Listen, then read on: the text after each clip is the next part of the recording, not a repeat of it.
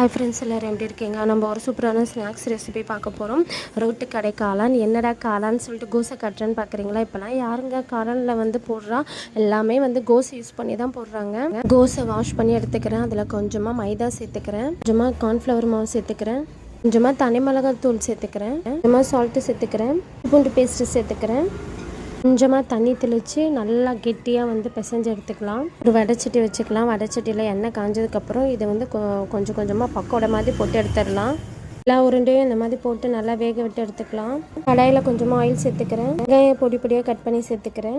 வெங்காயம் லைட்டாக வதங்கினதுக்கப்புறம் கொஞ்சமாக இஞ்சி பூண்டு சேர்த்துக்கிறேன், கொஞ்சமாக கரம் மசாலா சேர்த்துக்கிறேன், கொஞ்சமாக தனி மிளகாய் தூள் சேர்த்துக்கிறேன், கொஞ்சமாக சோயா சாஸ் சேர்த்துக்கிறேன், கொஞ்சமாக டொமேட்டோ சாஸ் சேர்த்துக்கிறேன், கொஞ்சமாக தண்ணியில் கார்ன்ஃப்ளவர் மாவை கலக்கி வச்சுட்டு அதை அப்படியே வந்து இதில் மிக்ஸ் பண்ணிக்கோங்க. இன்னும் கொஞ்சம் எக்ஸ்ட்ராவும் சேர்த்துக்கலாம்.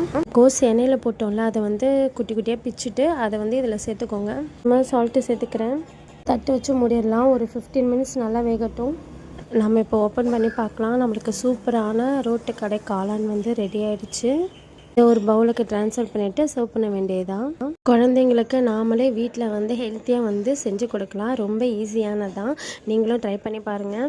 என்னுடைய வீடியோ பிடிச்சா லைக் பண்ணுங்கள், ஷேர் பண்ணுங்கள், மறக்காமல் சப்ஸ்கிரைப் பண்ணுங்கள். நெக்ஸ்ட் ஒரு சூப்பரான வீடியோவில் பார்க்கலாம். பாய்.